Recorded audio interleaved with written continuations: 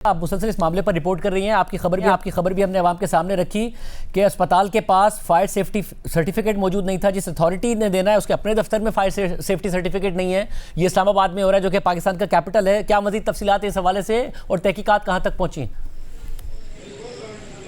जी बिल्कुल शाहजेब, इस्लामाबाद में जो हेल्थ रेगुलेटरी अथॉरिटी है जिसको IHRA कहते हैं, वो ऐसी रेगुलेटरी बॉडी है जो कि लाइसेंस देती है और हर साल ये लाइसेंस रीन्यू होता है। इसका मतलब ये है कि जितने भी सरकारी निजी अस्पताल हैं, क्लिनिक्स हैं, लेबॉर्ट्रीज़ है, जिस भी तरह की मेडिकल फैसिलिटी है उसको लाइसेंस मिलता है और उस लाइसेंस के रीन्यूअल में जो डॉक्यूमेंट्स रिक्वायर्ड होते हैं उसमें एक डॉक्यूमेंट फायर डिपार्टमेंट का होता है जिसमें फायर सेफ्टी मैकेनिज्म और इसकी ट्रेनिंग से मुताल्लिक NOC जमा करवाना होता है। लेकिन ना तो पिम्स के पास वो NOC है, ना पोली क्लिनिक के पास वो NOC है, ना CDO हॉस्पिटल के पास वो NOC है और प्राइवेट हॉस्पिटल्स का तो हाल फिर आप इमेजिन कर ही सकते हैं। अब होता ये है कि नवंबर दिसंबर में हमेशा हॉस्पिटल रिक्वेस्ट करते हैं कैपिटल एमरजेंसी सर्विसेज को कि आप एक ट्रेनिंग करवा दें ताकि हमारे पास तस्वीर का मवाद आ जाए और किसी तरह हम वो डॉक्यूमेंट जमा करवा दें।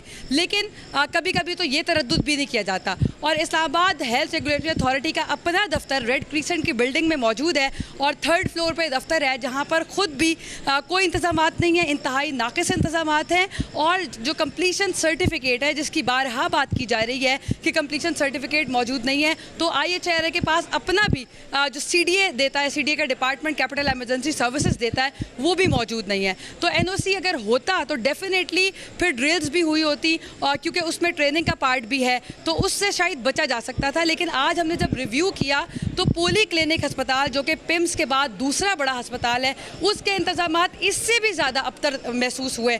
वहाँ पे तो स्मोक डिटेक्टर्स भी नहीं है, हीट डिटेक्टर्स भी नहीं है, हाइड्रेंट्स भी नहीं है और किसी तरह का कोई इंतज़ाम नहीं। और अभी तक इस हवाले से भी सोचा भी नहीं जा रहा, शायद एक और सानहे का इंतज़ार किया जा रहा है। इसी तरह CDA अस्पताल की हालत भी कल भी मैं आपको रिपोर्ट कर रही थी कि वो भी इंतहाई बुरी है, वहाँ पर भी कोई इंतज़ामात मौजूद नहीं है। दूसरा सवाल आपने तहकीकात के हवाले से किया, तो वज़ीर-ए-आज़म ने जो कमेटी बनाई है उसकी तहकीकात में आज पेशरफ्त हुई और बयानात कलम बंद किए गए। लेकिन आज एक लतीफ़ा ही मैं इसको कहूँगी, वो ये हुआ कि पिम्स ने अस्पताल ने अपनी एक इंटरनल कमेटी खुद बना दी। कल जल्दबाजी में बनाई गई थी और उसमें एक डॉक्टर को मेंबर बनाया गया था। बाद में पता चला कि वो डॉक्टर तो छुट्टियों पर हैं, तो आज एक नई कमेटी बनाई गई और उसमें डॉक्टर अनीसा जलील जो कि कमेटी की मेंबर भी हैं और उन्होंने नोटिफाई भी किया उस कमेटी के नोटिफिकेशन को।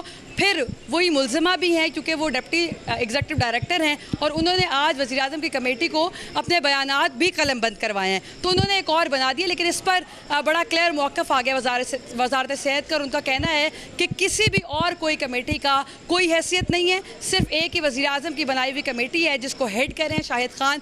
कल वो कमेटी अपनी चीज़ें पेश करेगी और CCTV फुटेजेस का मवाजना किया जा रहा है, उसको देखा जा रहा है। बयानात नर्सिस के भी कलम बंद किए गए हैं, लवाहिकीन को इसमें किसी हद तक शामिल किया गया है, जो उनके वीडियो बयानात हैं उनको लिया गया है। लेकिन हमारी इत्तलात ये है कि डायरेक्टली अभी किसी लवाहिकीन से बात नहीं की गई। बट जितने भी सोशल मीडिया पर साउंड बाइट्स मौजूद हैं उसकी रोशनी में अभी कमेटी तमाम चीज़ें देख रही है। और जो कमेटी DC ने बनाई थी वो कमेटी चूँकि तहलील हो गई थी, तो अब ये तमाम स्टाफ उस जो वज़ीर-ए-आज़म की बनाई हुई कमेटी है उसकी मुआवनत कर रहा है।